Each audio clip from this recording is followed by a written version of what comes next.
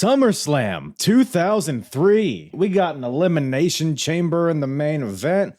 We got big hairy nipples being pulled. We got street fights, no DQ matches, no holds barred. So overall, we have some matches that are unsanctioned. Big red machines that are unmasked. And we got one podcast host that's uncut. Which one is it? Well, you'll have to tune in and find out right here on the Apron Bump Podcast. And the hardest, talk around and disregard it. Strip you off the ground, show you your heart is.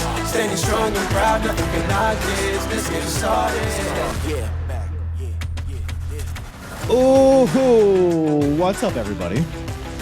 How's everybody doing today, huh? Little WrestleMania jitters inhibiting our cockles this morning, huh?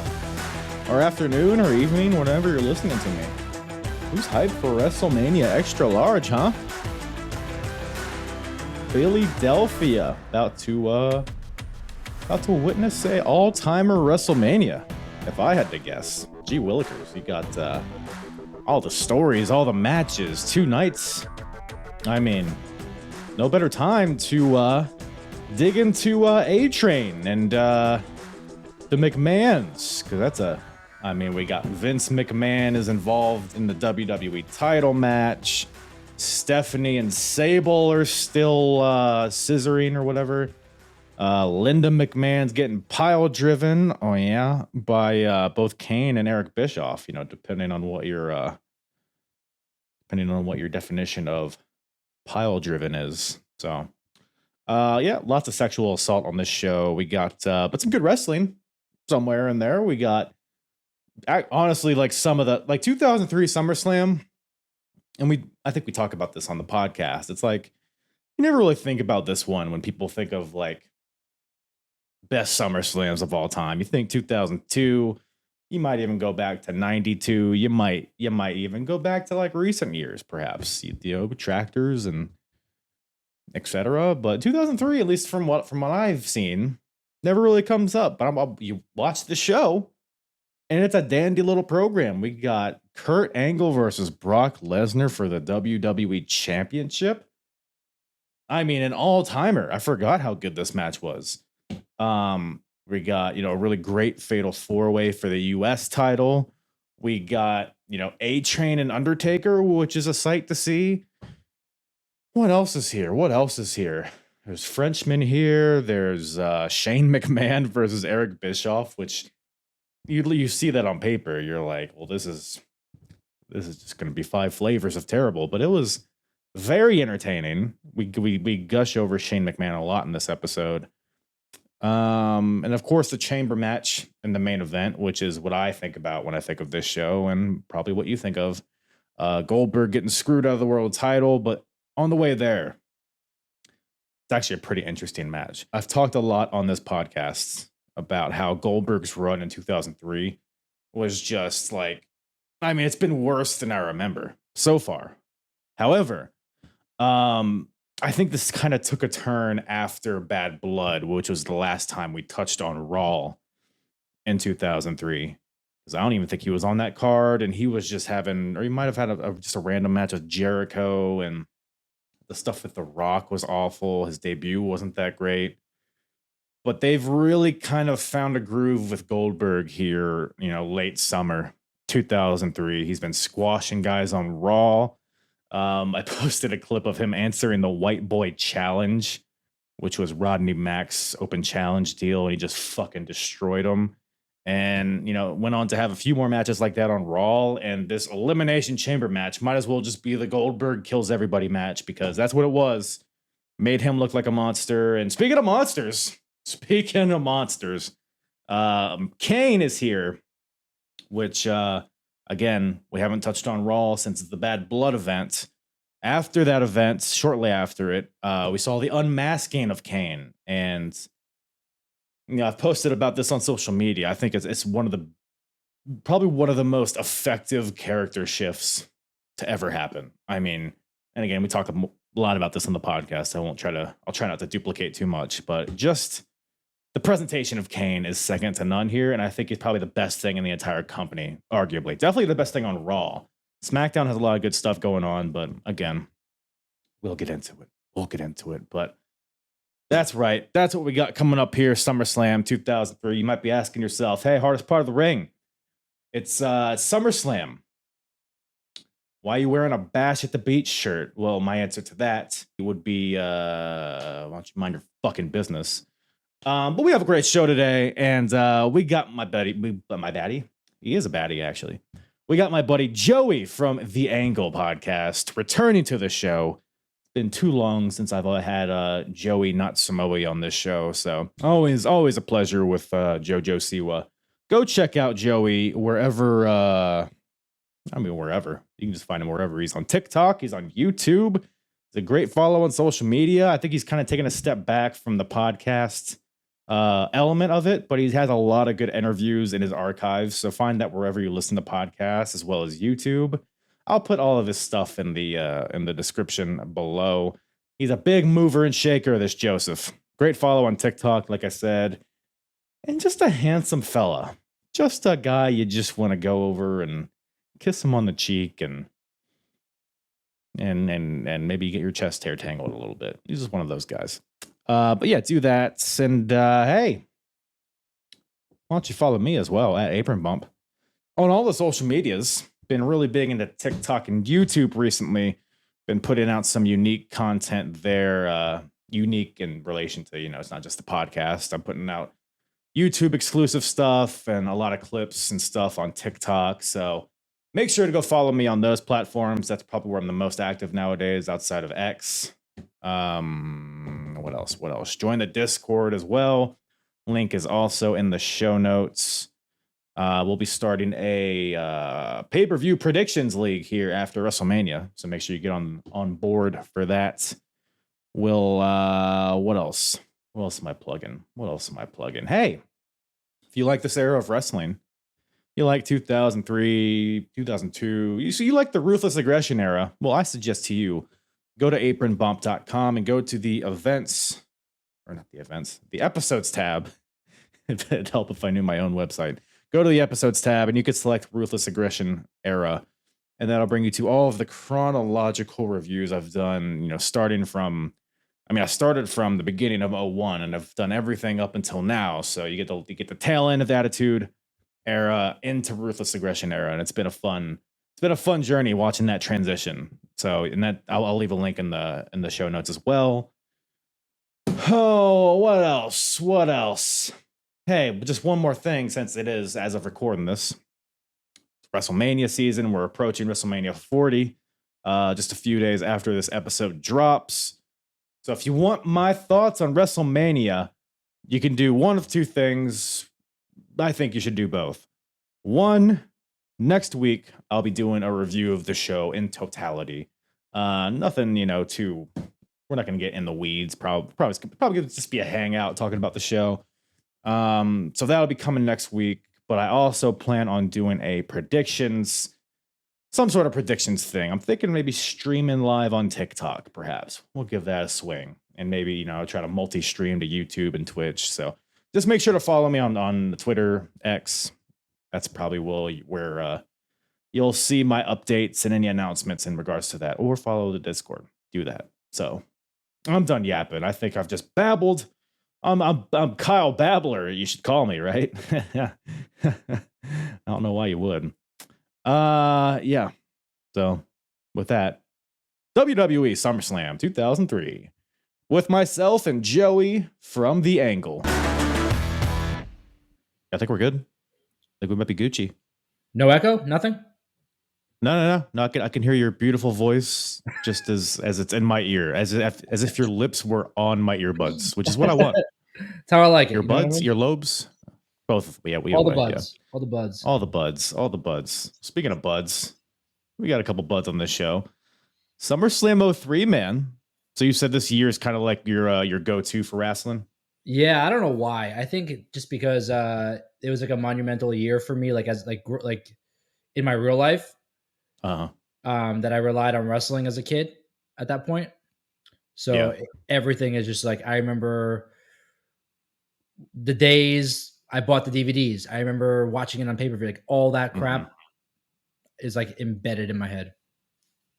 Yeah, I think at this point, because I think we're like relatively the same age. I know I was recording pay-per-views at this point on VHS, and then I would just like watch them over and over. Like there were a few points in the show, it was like, oh, that was like branded into my brain, just the way certain people said things and certain spots that happened. Yep. But there are also some things on the show I didn't really remember at all. But overall, I thought it was a pretty damn good SummerSlam. What did you think about it? Honestly, for the most part, I loved it. The ending threw me off. Yeah. But I loved, if you look back at it now, I love it even more now just because of the names that were on that pay-per-view. Hall of Famers all the way through. Yeah, like from start to finish. Savon Grenier, I mean, great heels. Yeah. It's probably only Benoit's probably not a Hall of Famer, but you know, that's a different thing. What did The Rock call them? He called them popcorn farts. I'll never forget that. Coach. Yeah, we get it's a big it's a big coach show today, which I know everybody's been wanting. So yeah. But yeah, overall, man, I mean, 2003, we're still, you know, it's not quite SmackDown 6 because a lot of those guys are injured at this point, but there's still a ton of talent. Raw kind of sucks at this point outside of Kane and everything he's doing. Yeah. But I guess we'll get into it. But SmackDown is just SmackDown. It's one of those things you either love it or you hate it because the McMahons are all over it. But there's also a lot of really good wrestlers, including the main event stuff, which we'll obviously get into. But yeah, I think the show capitalized on all the storylines that were going on at this point, and I thought it was an easy watch. You know, watching it back this morning when I did. So yeah. What do you think about the color scheme here of SummerSlam? Because this is what I grew up with, and this is still kind of what I associate SummerSlam with. Like, do you miss this logo, like the green and blue? Yes. For me, my favorite. So SummerSlam is actually like my favorite pay-per-view out of the whole year. And I think my favorite one of all time is 02, Rock and Brock. That whole pay-per-view start to finish was just brilliance. So that logo, those colors, the theme song, it should have just carried over year by year by year. I don't know why they switched it. Now they got they were using the Nashville one or whatever they were last year. Yeah. That one I didn't mind because it at least fit the where they were. But there are a couple of years there where SummerSlam was just like another pay-per-view. They had generic logo, generic set. Star. Yeah, and even the matches didn't feel like SummerSlam. I don't know. They lost their way a little bit with SummerSlam, but it's good to see it coming back to being like a stadium show now. So yeah. But they were here. Where were they here? Do you remember? I forgot to look this up. I don't remember. Let me see. I have the stuff pulled up here. Let me see if it tells me. This is crucial information because the crowd was pretty hot, so I want to give them their props. The Footprint Center in. Why don't you give me a city? Footprint. Phoenix, Arizona. So it was a hot crowd. Do you get it? It's hot. It's Arizona. We're having fun. That's another thing I missed, by the way. SummerSlam should be in cities that it feels like summer. Do you not think Cleveland feels like a summertime or vacation? Detroit this last year? Detroit, yeah. It should be like Miami. It should be LA. It should be. You need big booty bitches wherever it is. Is the kind of the litmus test? It's kind of I mean, I'll definitely go to the event. So if they can fit through the turnstiles, that means you shouldn't have the show. There is what I think. But seriously, who am I? But man, I would say, Rene Dupree has a pretty big dumper on him. Speaking of which, we got La Resistance in this opening match, defending their tag team titles against the Dudley Boys. Seems like every 2003 pay-per-view is just some Dudley Boys match, but and it starts with them too. Always, yeah. It's just I don't know, man. I mean, it's the tag team division, as with WWE, it's very hot and cold, more cold than hot. But La Resistance, they were good heels, I guess. I don't know. Where do you stand on the patriotism based angle, like the foreign heel against the hero American? Where do you stand on that? I loved it back in that time. Today, I'm not really sure if it works because of just the way society is today. Right. Yeah. Not as much unity, I guess, today. Yeah, not even that. It's just like you can't hate on things that you were able to hate on back then.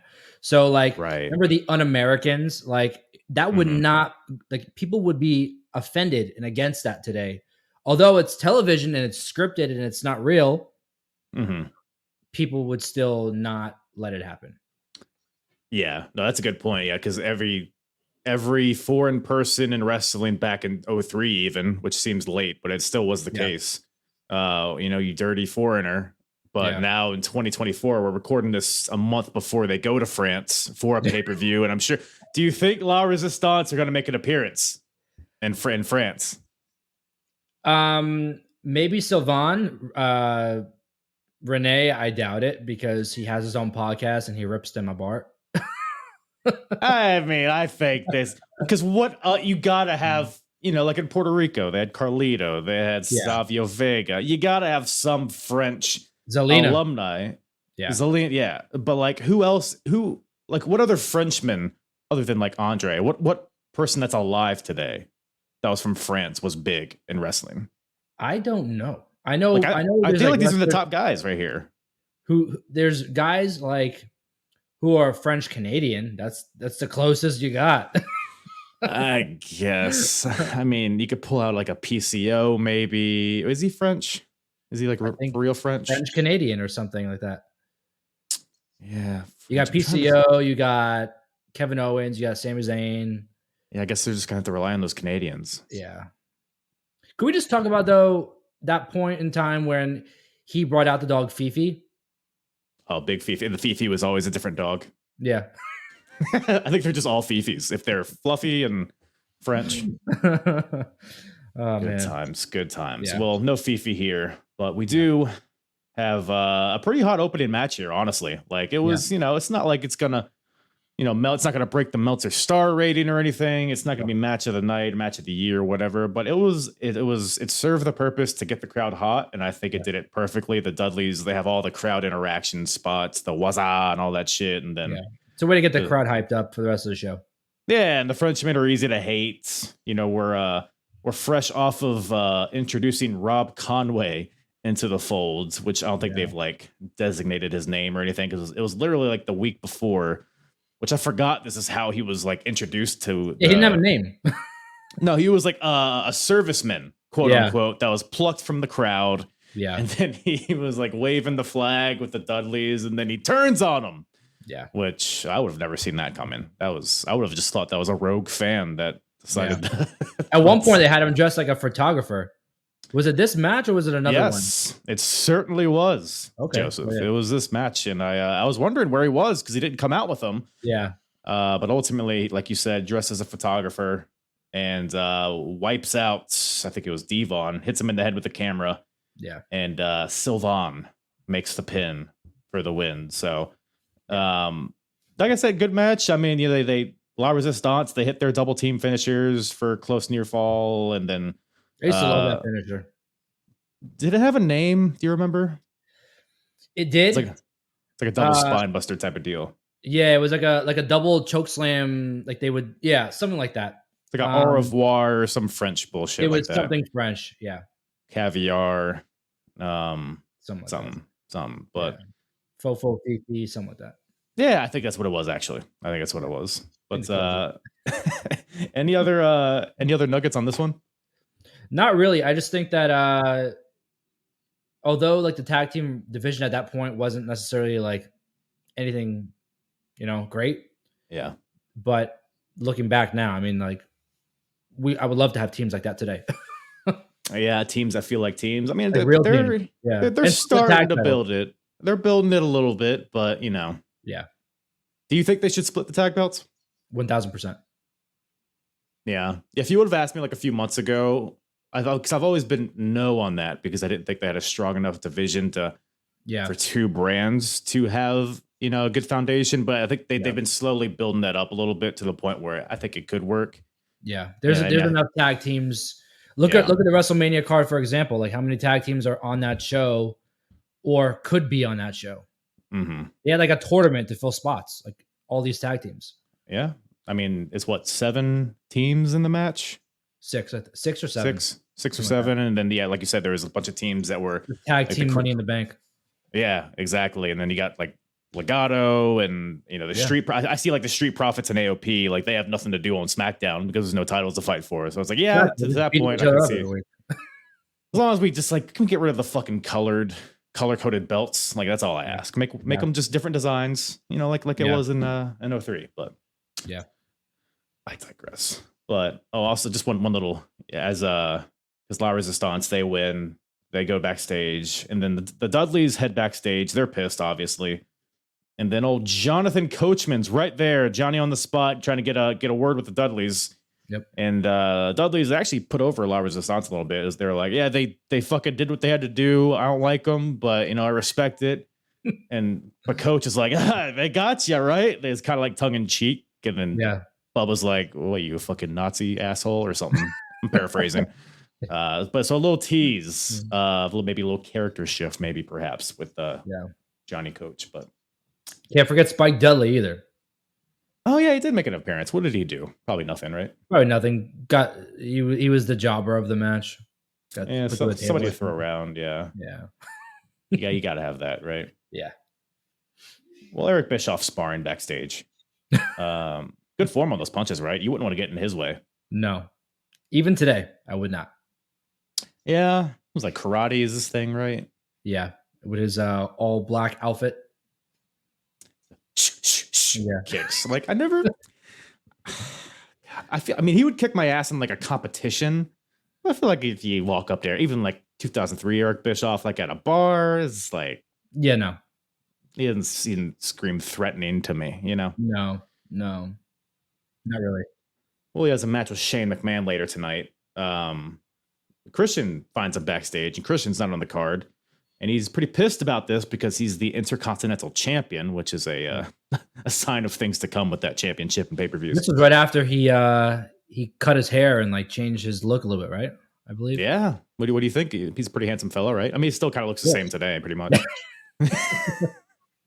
He's he's got what's that? His physique then was massive. I didn't realize how big he was until like you see him now. Even in his like later run in WWE, he became like a smaller sized dude. Like he was jacked then.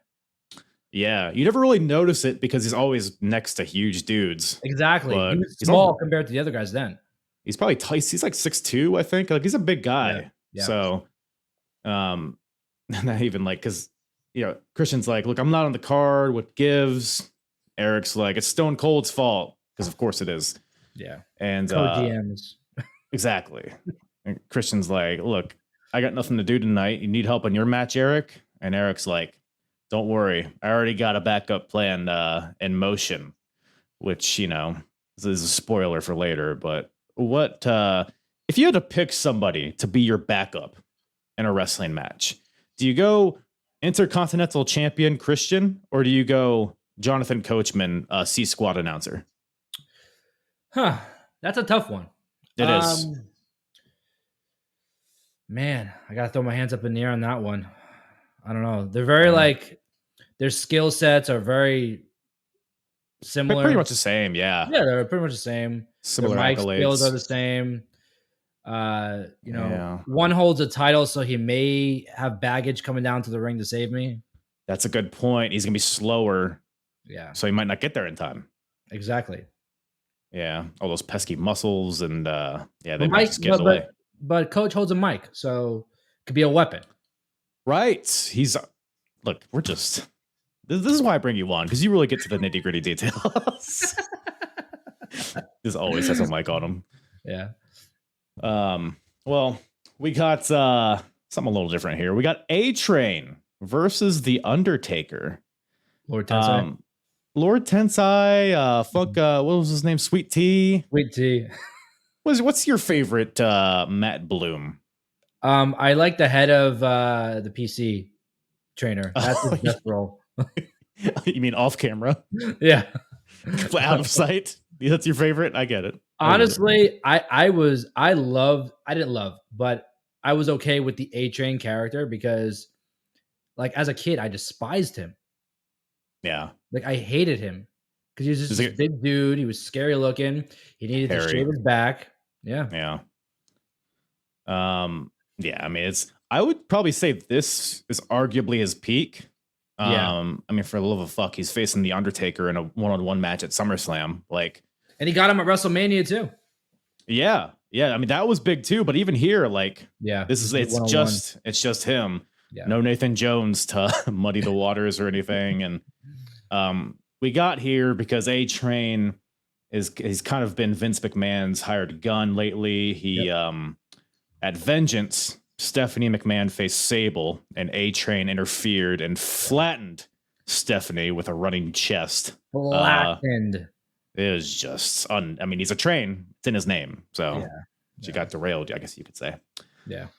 And then Undertaker's here. He's like, hey, I think you probably shouldn't beat up women that are an eighth your size, perhaps. And then Vince McMahon's like, oh, how dare you? And then so that's where and Albert with Vince is confronting Undertaker. That's how we get here. But I have a clip here real quick that I just want to get your thoughts on. Yeah. Mr. McMahon wanted me to personally thank you for what you did to Stephanie last week. He really appreciates it. And so do I. It's the penthouse. See you later. Yes, you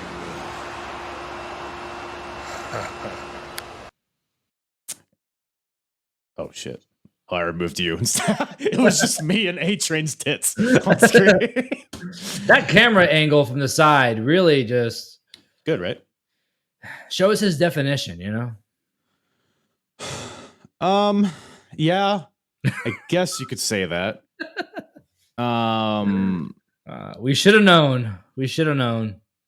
Yeah, when a guy has pierced nipples, and for anybody listening, by the way, Sable caressed A-Train's pectoral region, yanked it a little bit, and Mr. Albert seemed to have creamed his trunks, perhaps.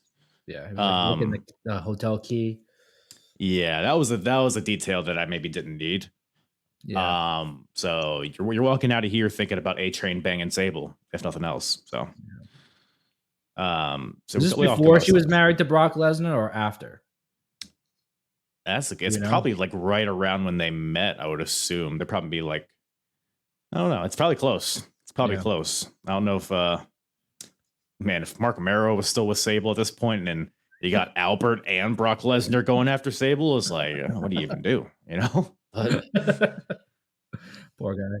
But that being said, I think Albert is he's got the big spotlight here, and the match is pretty solid. Albert looked good. He was kind of throwing Taker around here in the beginning stretches of this match, but ultimately, Taker he makes the comeback. We get a ref that gets knocked out because every fucking match I feel like it has it, but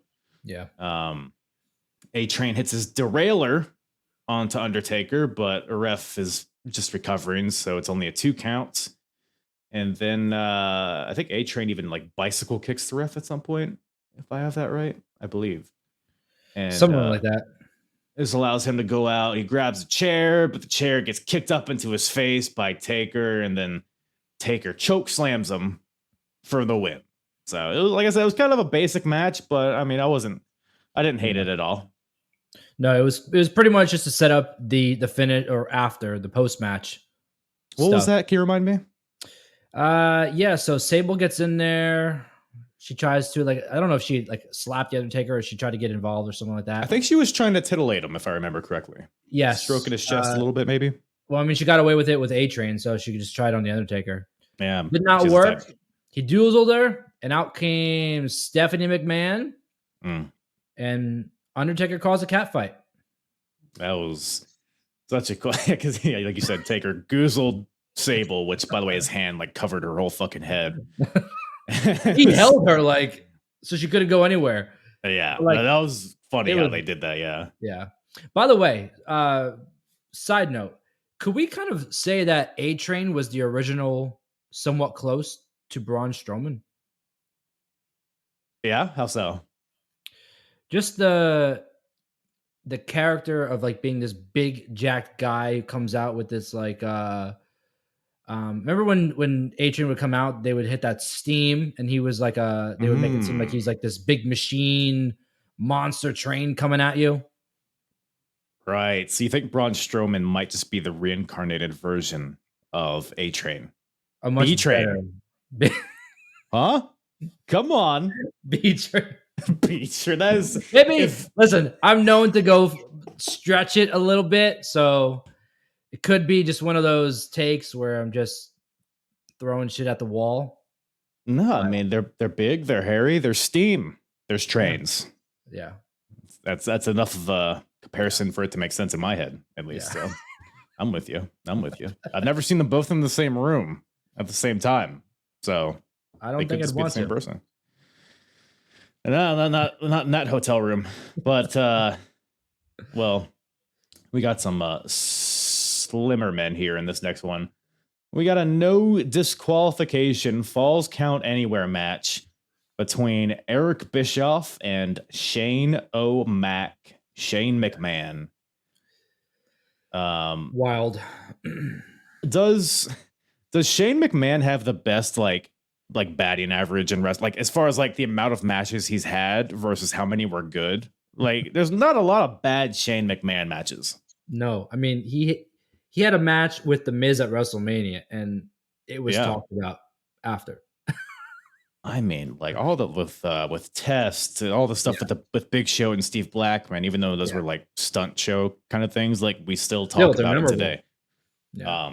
The match with AJ at WrestleMania might be his best, like just wrestling match. Like, let's not talk about last year's, but you know, we don't talk about that. Shortest match in WrestleMania history. I think he beat The Rock.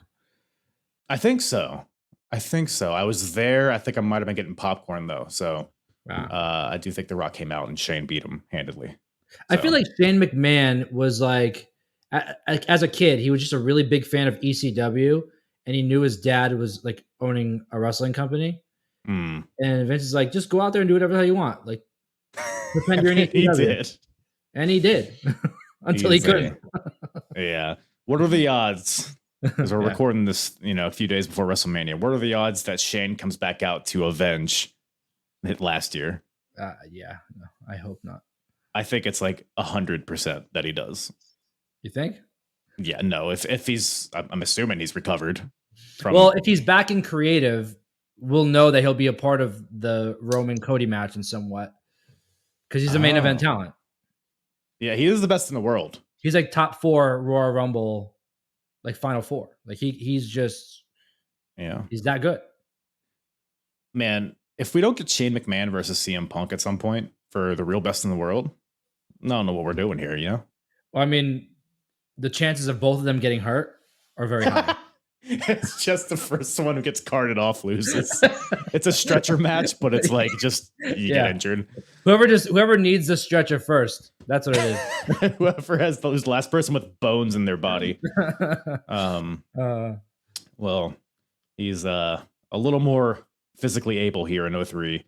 Yeah. As is Eric Bischoff. And like you see this on paper, you're like, this can't be good at all. But obviously there's credit.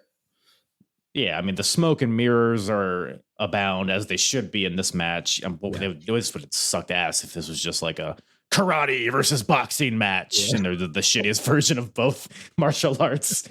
I love Shane's jabs. Oh, they're devastating. But did not need him here.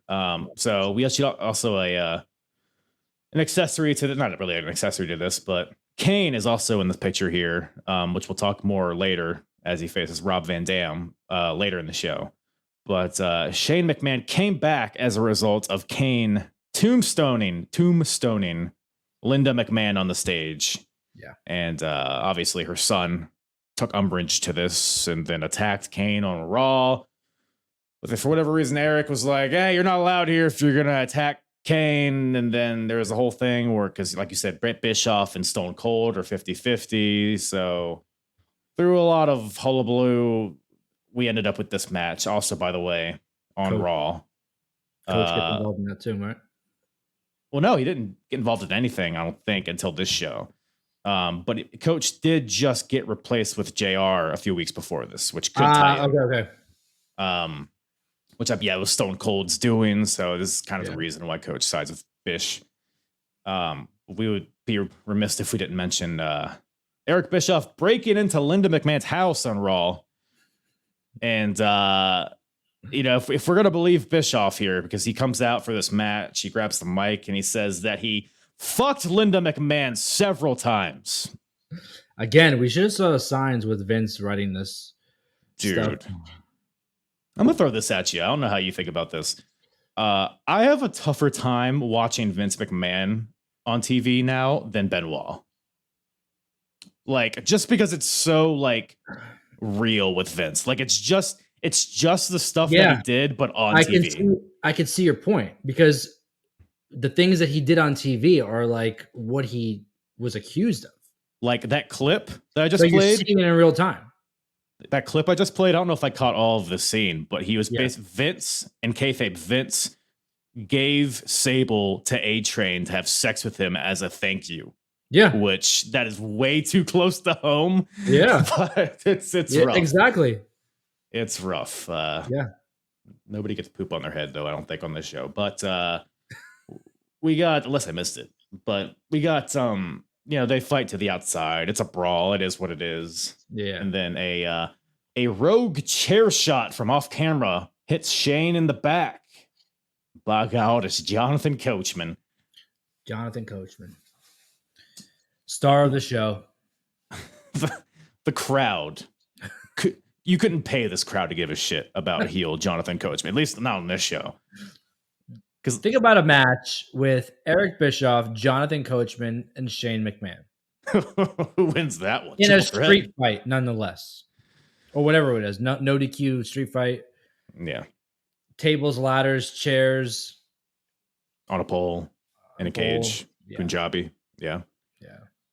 It's Stone Cold's out here just doing whatever the hell he wants. Oh, yeah, that's because the match starts off hot. It's silly, it's fun, and then Coach gets involved, and it just makes me laugh how the crowd just gets deflated. They're like, "Oh, this is what we're doing now." Out of the whole roster, and it's like Coach, like for what it's worth, Coach's performance was good. Like the chair shots looked good. I'll say this: some people throw a chair, like Hulk Hogan throw a chair, and it's like, "What are you doing, pal?" But Coach was laying him in there, and he was talking shit on the mic at Shane. I was like, all right. I mean, I'm into it. It's not terrible. But then old Steve comes out, Stone Cold Steve Austin. And by the way, we are in this period where Stone Cold can't beat up the wrestlers until they provoke him. Provoke him, yeah. Coach notes this. He's like, I'm not touching you, like wagging his finger in front of his face. And then Shane McMahon shoves Coach into Steve. And then the ass kicking commences. Like this is like when I mentioned before, like there's certain moments in this show that are like embedded in my brain. Like that's that moment right there specifically. Yep. So, and then it picks up from there, but I don't know. Overall, I love when he's stomping a mud hole and Coach in the corner and Coach is bouncing in the corner. Oh, he's selling his ass off, man. He's just the mud hole's being stomped. Yes. And then Shane picks up a dead Eric Bischoff and takes his hand and slaps Stone Cold with it. So now I guess that allows, I don't know where in the contract, we're gonna have to review the paperwork on what provoke is, but yeah. And Stone Cold beats him up. I think he gives him a stunner. But Shane is not done. Because he goes for the cover and rips Eric's head up, and he's like, no, I think I got one more thing for him. Yeah.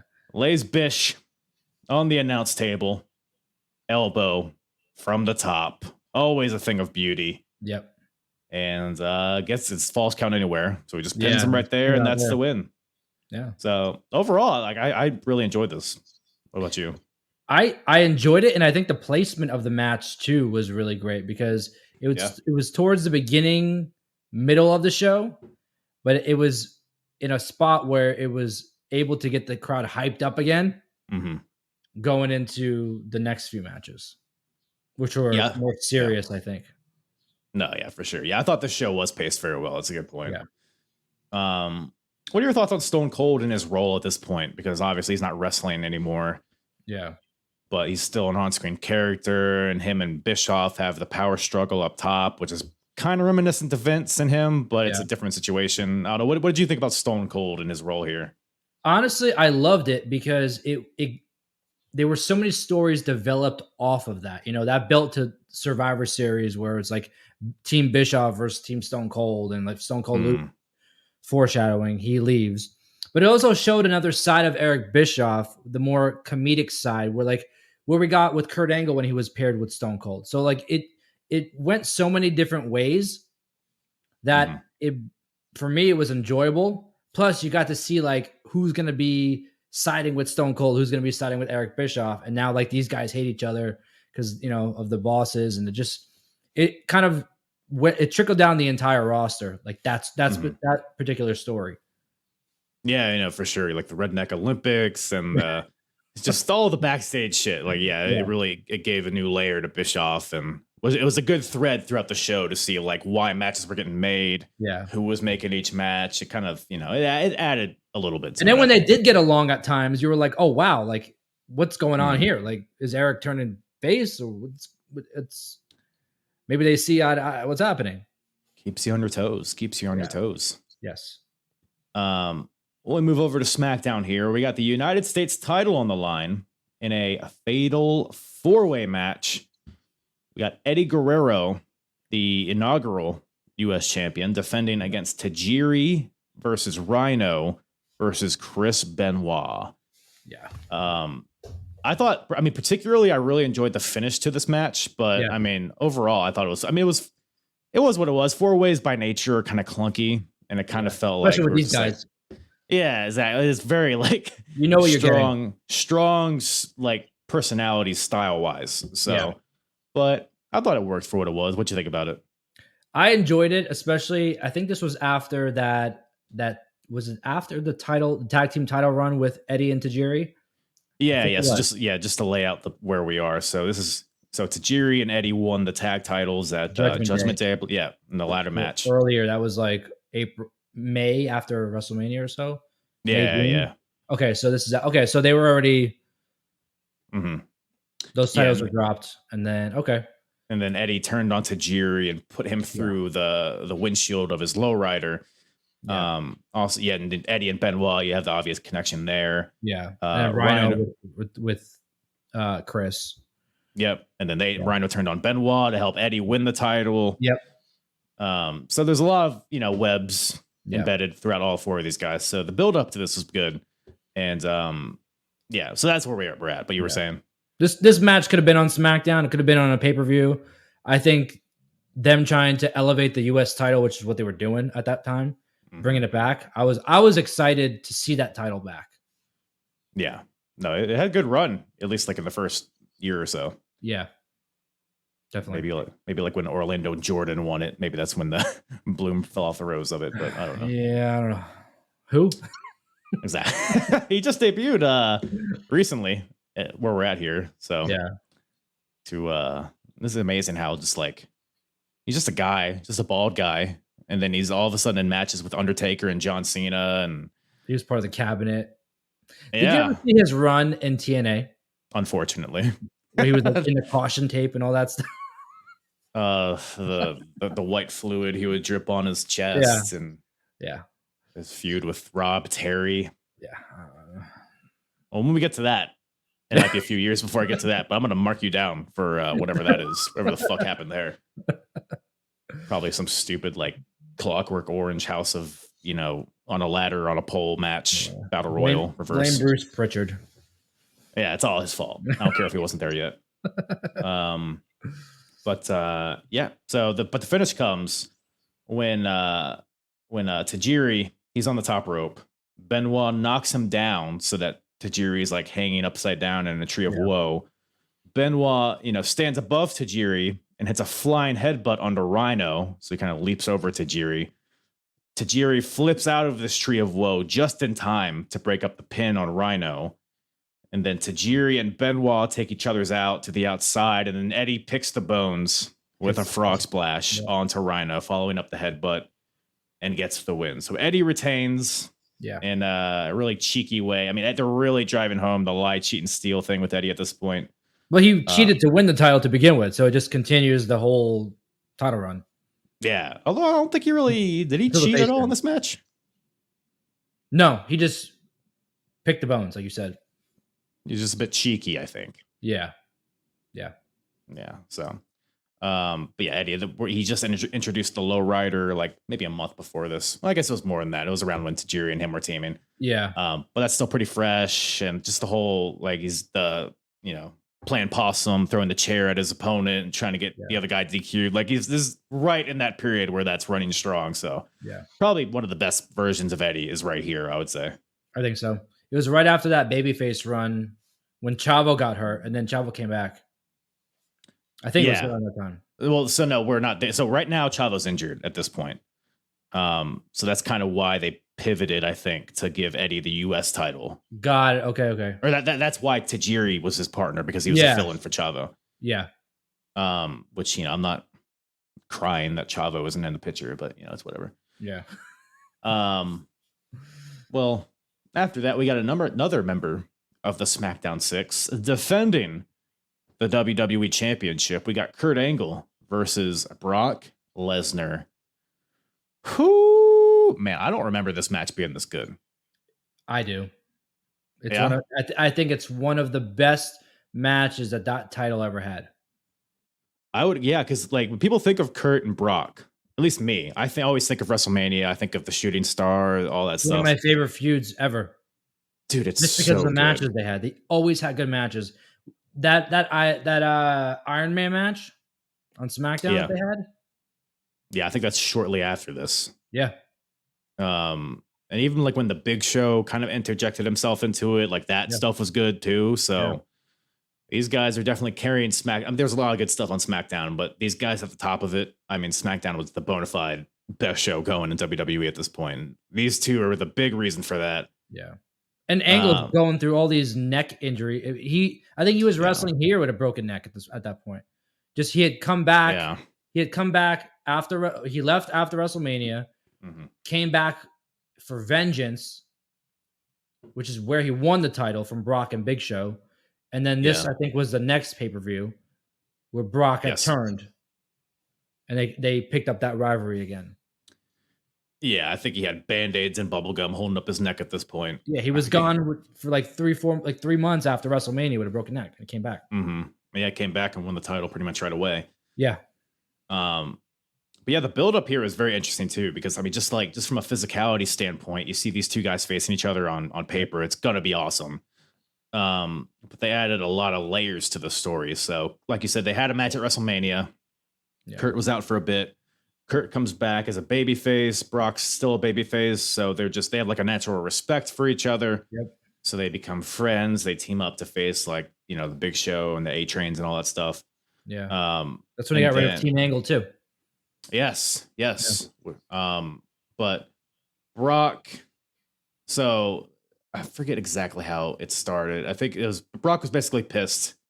It all started at Vengeance because Kurt Angle won the title from Brock.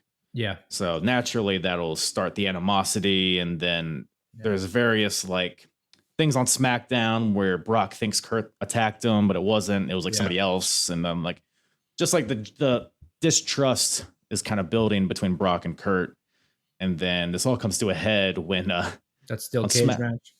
Brock Lesnar versus Vince McMahon on SmackDown. Do you remember that cage match and what happened? It was amazing. Did you see it coming? At the time, no. I should have. But I think I was like 10 or 11 years old. Well, Brock was just so hot at that point. You couldn't imagine him just being this, although it makes sense, this big bastard being the bad guy. Yeah. So Brock and Vince are facing each other in the cage. Very Stone Cold Rock Vince-esque vibe there. Like, good call. Like corporate Rock being turned on by Vince. Tim with the enemy. Corporate Brock. That's what Brock needed. He needed the tracksuit. Yep. But because they did an angle on SmackDown where Brock was attacked backstage, but we didn't see it. He was just laid out, and then he had a concussion, and he passed out in the match. Yep. Kurt was reffing this match, by the way, and as Kurt is checking on Brock, or he's like looking away for a second to get the medical team in there, he kips up. Brock does. It was all a ruse. Yep. And then they team up to beat down Kurt in the cage, and thus turning Brock Lesnar heel. Yeah. So Brock, like you said, is kind of another one of Vince's like weapons of destruction. I don't know. There's a lot of story going here on top of, what could just be like a straight up wrestling match. Do you think all that story enhances this match, or do you think it like gets in the way of it at all?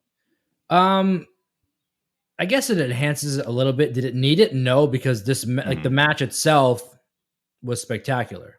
Does a story add to it? Yeah, it didn't need it. Yeah, but the story was needed if you wanted to accomplish what they did after the match.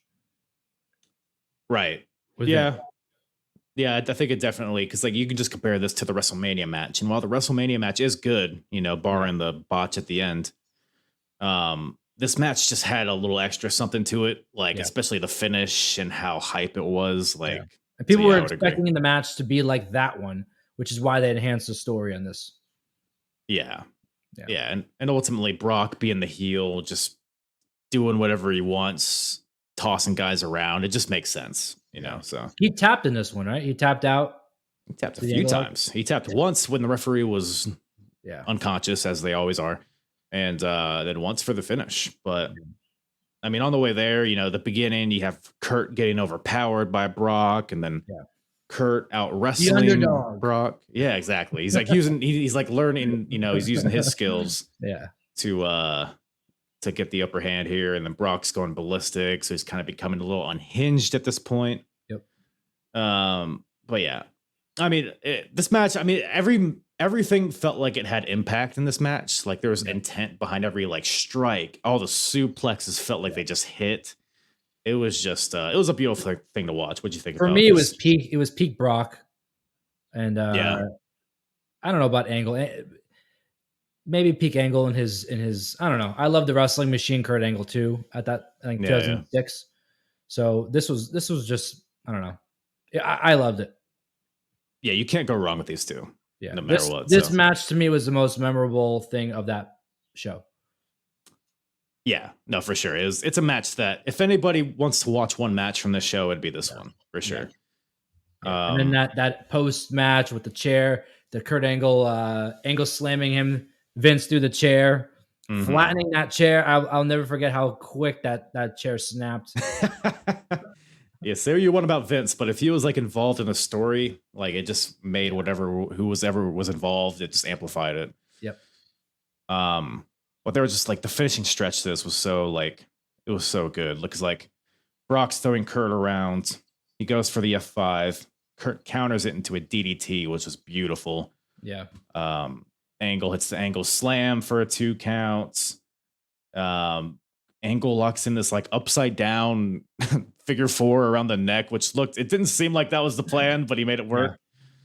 Yeah. But he like transitions into it seamlessly into an ankle lock, which like just a lot of stuff like that. It was just very smooth. This match was I would say. Yeah. Referee's down at some point. Brock taps to the ankle lock, but there's no ref. So Vince McMahon comes out there, chair shot to the back of Kurt, and this allows Brock to get up, but he's still selling the ankle lock. So he hits a one-legged F5, which was impressive as hell. Like, holy shit. Yeah. Kurt is not a small man.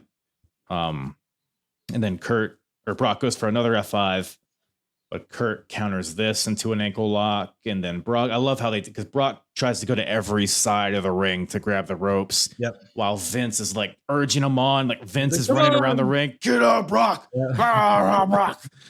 And if you win, I'll give you Sable. That's how they met. Take a number. So maybe that's how they met. Yeah. Maybe that's how they met. But yeah, just a very grueling finish. Yeah. To what was ultimately pretty grueling match, and then Brock taps out eventually, which was unprecedented at this point. I don't think he had ever tapped out to that point. No, not at all. And so Kurt retains, and like we said, just incredible match. Yeah. Do you think? Because I was thinking watching this, who would you say is Mr. SummerSlam? Because like everybody says Shawn Michaels is Mr. WrestleMania. I feel like you can make a case for either of these guys. I did a poll on this a while ago. Yeah, that's my where I saw it. I think from what people chose, I think it was Brock. I would definitely say Brock is up there. You have a case between Brock. You could throw Undertaker up there. A lot of people say Randy. Sure. Yeah. Man, I don't know. I would probably say Brock. Most of his biggest moments have been. I mean, I don't think he's ever had a small match. He's never had a small match in his career, period. But he never had a small match on SummerSlam. Yeah, because he won the title the year before against The Rock. Yeah. That recent match with Roman. He beat Cena. Oh yeah, that's right. Suplex City was SummerSlam. Yeah. Didn't he beat the Undertaker at SummerSlam too? Yeah. At one point? Was the famous GIF where the ha ha ha ha mess it up. The tractor picking up the ring was at SummerSlam against Roman Reigns. Cowboy Brock. He had a couple good matches against Roman at SummerSlam, and one against Seth, I think. Yeah, I think he lost that. Did he win that or lose that? I don't remember, but there were good performances, whatever the case was. And Kurt's had a lot of good. I mean, his match with Stone Cold at 01 is maybe his best match ever. It would be if there was a finish to it. It was like a DQ bullshit, but yeah, both these guys just they're ready to party at the biggest party of the summer. You know what I'm saying? Yeah. They brought another thing too. We were talking about with SummerSlam and how it should be in like summer cities, like biggest party of the summer in Cleveland. Like what the hell? What? Yeah, and that's not even. I just recently covered the '95 SummerSlam that was also in Cleveland. So it's like they did it once and they were like, you know what? I think we should do this again. We should run this back. Yeah, but whatever. Hey, do you remember? Was this Jamie Nope? Is that what her name was from the Diva Search?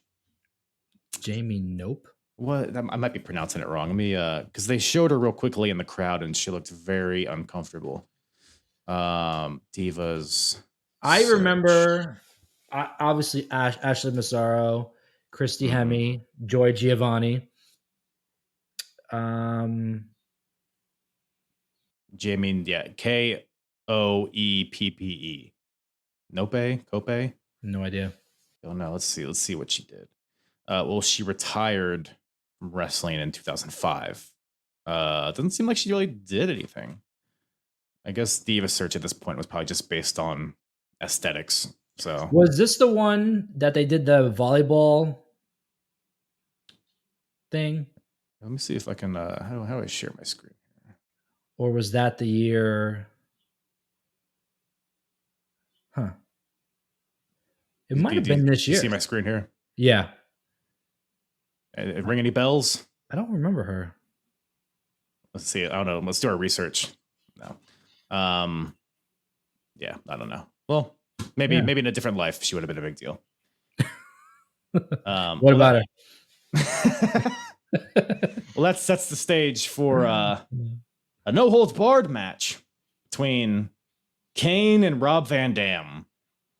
So, well, first of all, we had a no DQ match earlier. Yeah. But now we have a no holds barred match.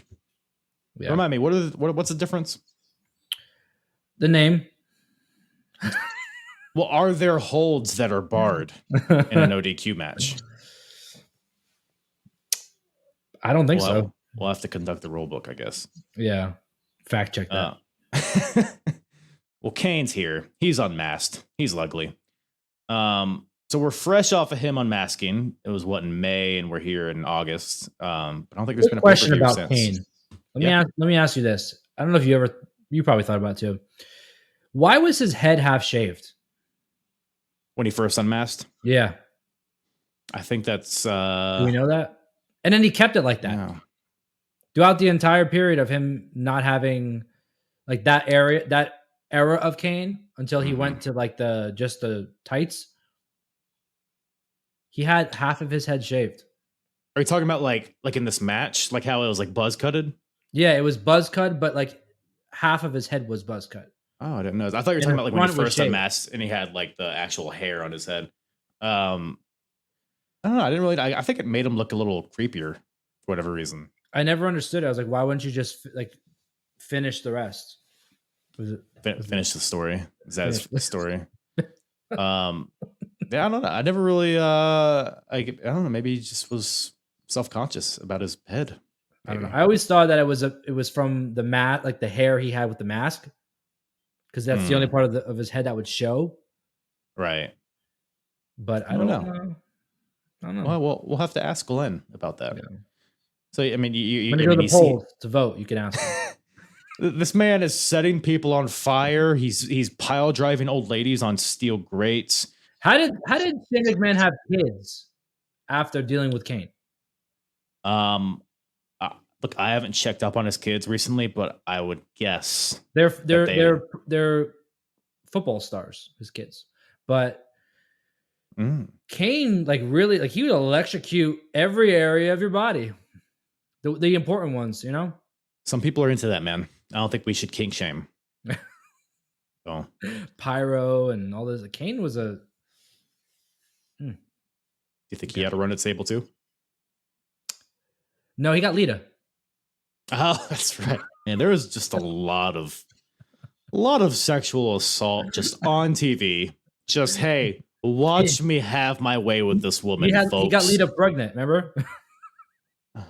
But then Lita was like, never. I think I do love you, actually. Yeah. Everybody deserves a second chance. That might have been a crime. I'm not even sure at this point. Like, you think raping a lady and making her pregnant's a crime, Joe? I don't know. I'm not a lawyer, but I think he might be right. Yeah. He might be right. Yeah. We had Eric Bischoff doing it to Linda earlier. These are just the ones I remember. Again, we should have known. We should have known. Yeah. We should have known. We know now. Well, anyways, people are on fire. So Kane goes on a tirade after unmasking. He's I mean, what a fucking character shift. He went from just like curtain jerking and pre-show matches to being here in a co-main event. I love this tag team, by the way, when they were a tag team. Oh yeah, they were great. Yeah, they were great, and you know, it just made the breakup all that much more sour because they were the best of friends, and Rob was like trying to make him a human, and he was having to have feelings, and then but Kane doesn't think that Rob knows his pain. It's a whole thing. Yeah. I mean, I'd be mad too if I looked like that. What'd you think of his presentation, Kane, with like coming to Raw in shackles, like in the back of a cop car and having the I think he towel was on his ripping head? off Dominic Mysterio's future, is what I think. Wow. You know what? That's a good point. That's a good point. They are kind of the same. No, honestly, I think that it's different to look at it now as a like a full man. Yeah. Than being like 10 years old, 11 years old. Like, for a kid, I think it was frightening. Like, to see this, like, because you didn't know like what the hell was going on. Why is this guy coming out like that? Why is he like, he's, you know, whatever. Mm-hmm. Now I look back and I'm like, wow, like it actually made sense. Yeah, I remember being terrified of this version of Kane. Yeah, I mean, it was it's what they're going for, and like you said, the shackles and everything. It was you weren't seeing this kind of this presentation of anybody at this point, and the fact that Kane was just a fun-loving monster just a few months before this, and then he just shifts like that. It was great shit. Yeah, and if you think back too, like when Kane came back to that huge reception he got, I think that was 2002, so it was only like a year or so before. Yeah, that it came back to that big pop. So it wasn't that far off. Do you think Katie Vick killed off the Kane mystique a little bit? Because that was after he returned. Yeah, that's when it started to. That's when they knew they needed to change Kane. Dude, some things in wrestling, like, they're not as bad as you think they are. Like when you watch them back, but Katie Vick is every bit of terrible. If you go back and I mean, it is just, like you said, we should have known. We should have known. Just right in this crap. I mean, good Lord. It's, I don't know, man. But that being said, this match was fucking awesome. I thought it felt like a fight. It felt like a street fight. there's ladders and chairs getting involved, and Rob Very Van odd Dam's, though to see two like extreme type matches on a show like that. Yeah. Yeah, I guess in theory, though, a Kane versus RVD match is a bit different than Bischoff versus Shane McMahon. Yeah. You would think. But no, that's a good point, though. I mean, they're very, at least make one like a cage match or one like a Punjabi prison or a buried alive or something. I don't know. But yeah, they involve some different things. Like, I mean, some of the chair shots and the ladder was kind of random, but I was all about it. I don't know. What'd you think about this one? I really enjoyed it. I enjoyed it. I think like again, going back to the placement of the card or of that whole show. Mm-hmm. I don't know. I was kind of like at this point in the show, I'm kind of tired a little bit. I'm just like, really hyped towards the beginning of the show. You have that match with Stone Cold, Eric Bischoff, and Shane, and then you have that great match with Brock and Kurt Angle. Now you're getting to like the the more serious stuff at the end of the show, and you're kind of like your energy's wearing down. This kind of was what everybody knew it would be. This match, if that makes sense. Mm-hmm. Like in no world, even in the pro wrestling world, would Rob Van Dam take out Kane. This Kane, at least. Yeah, I mean, he tried to bring all of his ECW stuff, the Van Daminator, the Van Terminator, Rolling Thunder on the chair. Yeah, exactly. Rob hits him with the Van Dam. So I'm always confused, like, what's a Van Daminator and what's a Van Terminator? I think the Van Daminator is when he just kicks the guy, like, in front of him with the chair, right? And then the Van Terminator is the coast to coast. Honestly, I have no idea what the names are. All I know is that when that happens, in my head, I hear, "Oh my God!" That's all I hear in my head. That's Joey Styles screaming. I don't know the names. I just hear Joey Styles screaming. He would know. We need to call him up. Yeah. What is he doing nowadays? Probably nothing. As he should be. But he has a podcast talking about wrestling. I think he's the only guy without a podcast, but he might have one. I haven't really researched it. But yeah, so Rob hits the Rolling Thunder on the chair, Van Daminator with the chair, but goes for the coast to coast with the chair, sends the chair like flying into the cameraman, but it misses Kane. And Rob goes for a plancha on the outside, but Kane catches him and tombstones him on the steel steps. Yep. Rolls him in the ring. 1, 2, 3. And ultimately, I mean, Kane felt like a monster in this match was my main takeaway. So for that reason, and he stopped kind of using the choke slam as the finish, and more now it was the tombstone. Like it was a different aura of Kane. I enjoyed it. Scared to death. Super finisher. Yeah. Super finisher. Exactly. But yeah, we're just getting off to the races with Kane. This is before the electrocuting the balls and throwing, the dumpster fires and the whatever the hell, the ambulance match, which is fucking awesome. Yeah. But after that, we're at the main event, folks. We got a little elimination chamber match on our hands here for the World Heavyweight Championship. The champion, Triple H, is defending against Kevin Nash, Goldberg, Chris Jericho, Shawn Michaels, and Randy Orton. Randy in his first world title match here at SummerSlam. I think it's his first match as a singles guy on pay-per-view. I could be wrong on that, but so the first thing I think of watching this, I kind of miss when the Elimination Chamber was like a thing to be feared. Like when it was just, it had the mystique about it. Now it's just like, oh, it's February. Now let's get some pods together. We're going to see who's number one contender or whatever. Yeah. This is when they were able to do damage inside of it. Oh yeah. They didn't have the padded floors. It was just grittier. I don't know. Do you prefer this style of chamber? I do. I think it was it felt more like underground, like dirty and like down to like just a fight, like a brawl, like no rules. Like it really felt like what it was supposed to be, like just the devil's playground.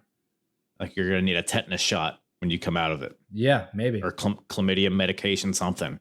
Maybe so. With all these guys, breaking into houses and doing things to women, behind closed doors. You never know. Somebody's gonna slip one in this match. It's bound to happen.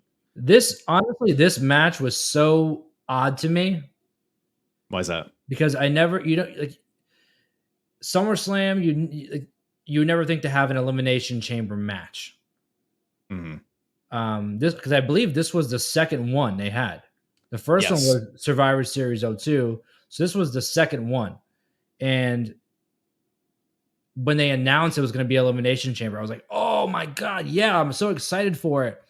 But then, like, you kind of knew what was happening with Evolution, backing Triple H. Goldberg was there. Everybody expected him to win. Kevin Nash lost 25 years with that haircut and blonde hair he had. I don't know if you remember that. He walked into that match with blonde hair and shaved. Like, I don't know what was happening. I don't know why it had to be bleached. Like, I understand it was for a movie, but like, why couldn't he just have the hair color he had? Because it was, like, he was dyeing it, and it was white. Well, it pissed because so they had the hair versus hair match, Nash and Jericho on Raw. Yeah. But Nash bleached it before he cut it. It's like, why bother going through the trouble of bleaching your hair if it's just going to get cut off? I don't. Maybe it makes it more visually. I don't know. But yeah, he lost the hair versus hair match and lost, a reasonable chunk of his hair, I guess. Kevin Nash, when he came back, was one of my favorite guys. I loved the Jackknife Powerbomb. I loved his whole thing with going after Triple H, and like they were friends, but he was not really his friend. He was partnered with Shawn Michaels, and like it was like a trio best friend group that they were breaking up. And every shot he had at Triple H, he lost, and I just lost faith in him. Yeah, Nash actually, because I recently watched these matches, like the Hell in a Cell match and the Judgment Day match. Like he had some pretty good matches with Triple H. He did. Judgment Day was fantastic, and the way it ended, putting him through the announce table, like he looked like he was going to beat him. And then they had that thing at Backlash earlier in that year. I mean, genuinely, probably the highlight of this run for Triple H as champion. So what? There's Scott Steiner. There's the Booker T match. Yeah, another one Triple H should have lost. Yeah, I mean that match sucked an egg, regardless. But then because he's injured here, Triple H is. That's why he's debuting the biker shorts. Look here, which I didn't know at the time it was due to his groin injury. But I didn't know either. I was like, why is he wearing this weird outfit? It was weird. Weird addition. I'm looking up. I'm wondering, is this Nash's last match here? I don't think so. It was towards the end. Wikipedia, it says, I mean, he might appear on Raw or something after this, but I think this is definitely his last significant thing he does with the WWE at this point. I don't even remember him leaving. Like, did he lose? Did he have like a loser leaves something match, or he just disappeared? I don't know. I think he just faded off to the sunset. It says he went to get neck surgery after this. I don't know if that was immediately after this or what, but because I know he was filming movies at this point, so maybe I think it was The Longest Yard, right? Yeah. So, but yeah, so that's where we're at with Nash. He has a good little moment here in this match, but this is where Goldberg just kills everybody, right? Yeah, this match is pretty much Goldberg pulled a Shayna Baszler. Yeah, I was gonna say it's very similar. It's just this cage. All these guys are just here so Goldberg can come out looking like a monster. And to be fair, I think it was successful. I think this is the best Goldberg had looked. Yeah, probably in this entire run, honestly. Like this era of this run. Yep. There's not too much to the match, honestly. This is where Goldberg gets in. He speared the shit out of Shawn Michaels. Yeah, well, he spears Jericho. A lot of people. Yeah. So I think Jericho went through the pod. One of them went through the pod. I think it was Jericho. Yeah, I'll make sure. Let's see. Just so I have my order here. Because the beginning parts of this match, because Goldberg, I think, is he the last one out? Or the fifth one out? Or the third one out? He's the fifth. Triple H is the last. I think they started. Triple H actually comes out first, but he gets super kicked right away, so he gets knocked into his pod. And then they close the pod. Ric Flair closes the pod for him, right? Holds it closed. So Shawn Michaels gives a sweet chin music to Nash, and this allows Jericho to roll up Nash to eliminate him. So Nash is actually the first one eliminated. Yeah. But before Nash leaves, he gives a jackknife to Jericho and a jackknife to Orton. Yep. Just looking like a beast. I think that was pretty much his curtain call. Yeah. So he had that little moment there, but he's out. And then Goldberg comes in.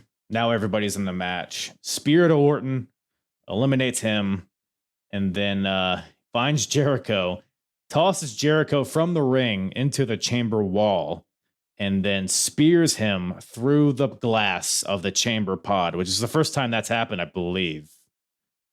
Did anybody go through the glass in the first? I think Kane went maybe choke slam somebody through. I don't remember. I know this. I remember this spear being like nuts. Like he speared him through it. Like yeah. It was. It didn't even break. Tell. It just popped out of the frame. Like it just.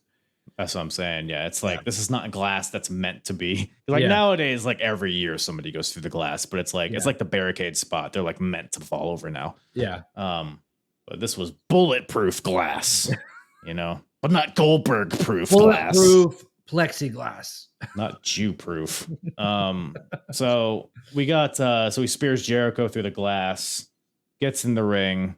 Shawn Michaels goes for the sweet chin music on Goldberg, but Goldberg ducks it, spears Shawn, jackhammer, you're gone. Hey, Jericho, you're over there. Spear, jackhammer, see you later. Yep. And now it's just Goldberg and Triple H. Yep. What everybody pretty much, like you said, it was pretty much a foregone conclusion that was going to be one of these two. I think everybody probably thought Goldberg was going to win. Yeah. Flair shuts the door on the pod to try to keep Goldberg away from Triple H. But in a really badass visual, Goldberg kicks the glass down, kicks right through it, yanks Trips out of there, and beats him a little bit. But like I said, like Triple H is injured at this point, so they this don't was really like have a 2 or 3 minute match after that. Like it wasn't anything. It's funny knowing that in hindsight, because watching this live, I didn't know. I didn't know either. Watch it. Because Triple H comes out second to last, but he just gets kicked right away and he takes a nap for a little bit. And then Goldberg, when it's just them two, it's pretty much just like you said, like a minute or two. Yeah. Until sledgehammer, spear, sledgehammer, connect. Yeah. Face. Old Nate slides in the sledgehammer. Thank God Triple H's weapon of choice is one that can fit through chain link. Yeah. But he cracks Goldberg in the head with it as he's coming in for a spear. And gets the 1, 2, 3 just like that. Yep. The streak is over again for Goldberg. Gets his first loss since coming back, and Triple H retains. He's injured, but we're keeping the title on him, I guess. I hated that finish. I was looking forward to Goldberg winning, and they set it up as if he was going to. Mm-hmm. But then he just won. He won like the next pay-per-view, didn't he? Wasn't like a triple threat match with Kane and Triple H? No, that's when he lost it. So he won it at Unforgiven against Triple H one-on-one. Unforgiven is where the whole spot with Shane jumping off onto Kane off the top of the thing. And then Armageddon, the last pay-per-view, was when Triple H won it from beating Goldberg and Kane, and that's when Evolution had all the gold on the stage. Right. Yeah. Man. So it took him like the whole year to get to get it back. I don't know. It was a weird, funky story. We know it's interesting because I was watching all the Raws and stuff leading up to this, and this was originally billed as just Goldberg versus Triple H, like in a one-on-one match. And then Orton kept getting involved, and everybody kept getting involved. And, Well, I guess because I think the injury happened to Triple H on a house show or something, so I think maybe they pivoted. Yeah. And they're like, oh, these guys can't just have a one-on-one match. We need some smoke and mirrors. Let's make it a chamber match. We'll throw in 5 other guys. It'll be Kevin fine. Nash was feuding with Jericho at the time. Yeah, but they could have easily just had like the hair versus hair match. They could have just had it on the pay-per-view. You know what I mean? And then Jericho was like, he could throw him wherever, and Orton didn't need to be in the match. So yeah, it was definitely kind of just put together last minute, it felt like. Yeah, I don't know what Shawn Michaels was. I think this is still when Shawn Michaels was chasing Triple H. I don't know. What was Shawn doing? He was kind of involved with Jericho a little bit still. I don't know. They were all kind of involved with each other. It probably would have been like Shawn versus Orton. If maybe this chamber match didn't happen. Yeah, because that Shawn and Orton was Unforgiven, I believe.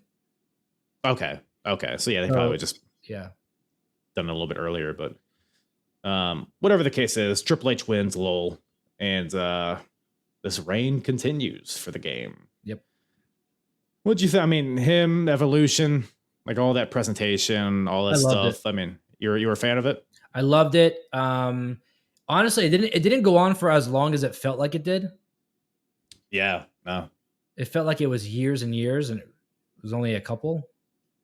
Yeah, I don't even think it was 2 years. It was like 02 to 04, right?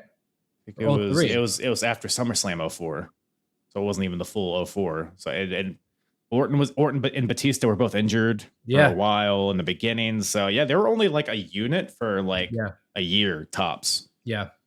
So yeah, but they made their impact, I guess. Yeah, I loved it. I loved Evolution. Hopefully, we get to see them go into the Hall of Fame as a group. At some Are they point. not already? No. Well, I'm thinking Triple H is in with DX.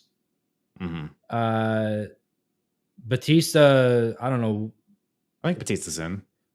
He was supposed to be in 2020, and then his schedule doesn't add up. So, like, it's been like 4 or 5 years. Yeah, it's 4 years now. He's not in. He was supposed to headline the 2020 class. He never did. Well, is he inducted, or is he in the Hall of Fame, but he just wasn't inducted? No, I don't think he was. Interesting. Ric Flair's in like 2 or 3 times. And maybe they'll wait till Orton's retired to do it. I think RK Bro is going to get inducted as a unit first, though. Oh, absolutely. They deserve it. Yeah. Matt Riddle's top 5 of all time. I think so. Best shoes in the game.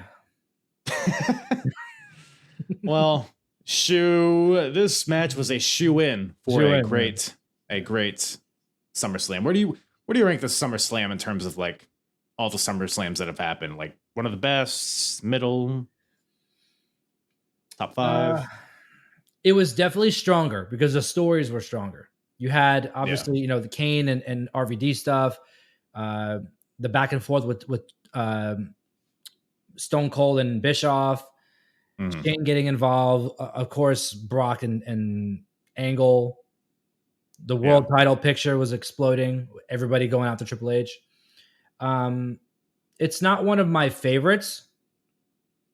I'll say that. But it definitely was.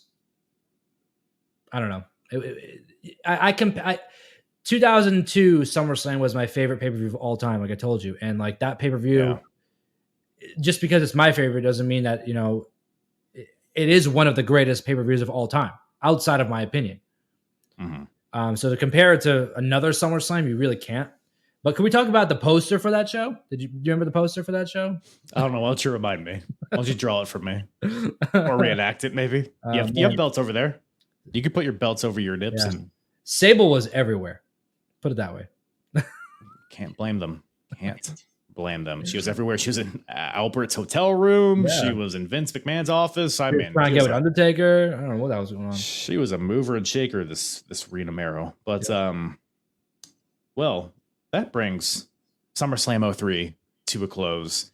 Any other thoughts? I mean, I think we covered it all, right? Yeah, I think it's one of those more so very It's like, to your point, like this isn't like if somebody asked me what my favorite SummerSlam is, I would never say 03. Yeah. But like in rewatching this, like this was a very good show, I thought. Like I said, well paced. Kurt and Brock. That was the highlight. I mean, Jiminy Crickets, that was a hoot. But speaking of hoots, got a hoot right here. Appreciate you once again, Joey, for coming on the show, talking some wrestling. Where can everybody find you and listen to you and watch you and grab your nipples like Sable grabbed A-Trains? Of course. I appreciate you asking me to come back. It's been a while since we did something together, and I missed you, buddy. I missed you too. Kiss me. Yeah, kiss me in my mouth. Kiss me to the phone. Everybody can follow me at The Angle Joey on Twitter, Instagram, TikTok, YouTube. I'm everywhere. My favorite platform now is Instagram, so that's the best place to find me and talk to me. I host a podcast, The Angle Podcast, and I drop videos every week on YouTube. Very inconsistent schedule. I drop just whenever I want to, multiple times a week. actually, I post every day on all those platforms besides YouTube. So, yeah, big on the TikTok. Big into you too, man. I see your clips. I see you blowing up. Please I see you. Sometimes I'm trying to be scrolling through my For You page, and then I see a clip of some wrestling from 100 years ago, and I'm like, I'm watching it for like a minute, and I'm like, oh my god, Apron, what? My wife sent me a meme the other day, as if it was, I don't remember what it was, but she sends me shit all the time. I'm like, do you see what account that is? It wasn't like my face or anything, but it was just some clip of something. But I don't know. I love, by the way, I'm like, I tell people this all the time. I'm always watching. I know what everybody's doing in the wrestling thing that we do. Mm-hmm. I watch everybody's stuff. Not to like take. I'm not like other creators, where I take ideas from people. I know a few of those. There's none of those. What are you talking about? But no, I like to see what people are doing because, like, I love what we do. I love what I do, and I love to see the different niches that people create for themselves. And like what I see you doing with like taking the main event and putting different people in, like the things that you do, your little series that you do, I think it's so freaking interesting. Oh, and thank you, man. I appreciate it. Creative as hell.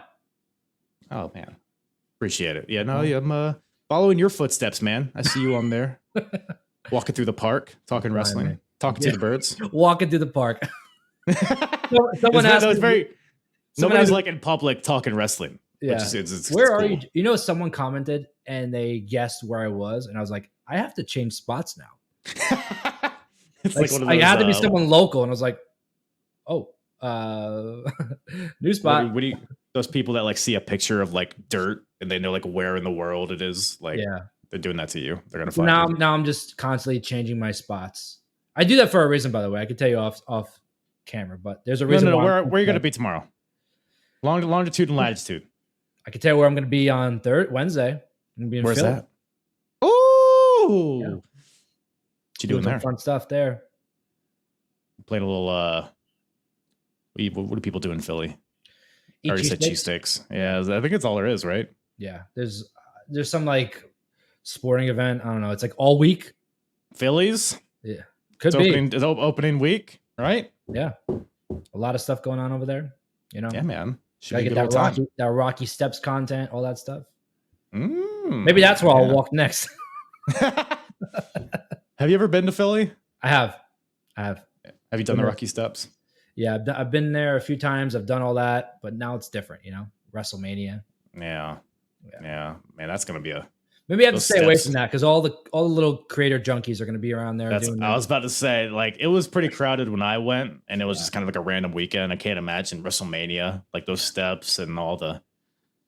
It'll be a good people watching time. That's for sure. That's what I might have to film. What people are doing there because. Yeah, but I got some good ideas lined up. It's gonna be fun. Oh yeah, buddy. Fun stuff. Yeah, you think you're watching everybody, but really everybody's watching you and where you are. They're in the trees. Yeah. Which park is he in today? Like Mr. Rogers. Once again, thank you to Joey from the Angle podcast for joining me on this show. Always a good time with my boy Joe. Go check him out wherever you listen to podcasts, on YouTube, on TikTok, on Facebook, on MySpace. Scruff. I heard the name. I heard the app Scruff the other day. I think it's another gay dating site. Not that I would know, but do that. And I feel like sunglasses never fit me. If you're not watching on YouTube, I am wearing sunglasses, as per the SummerSlam.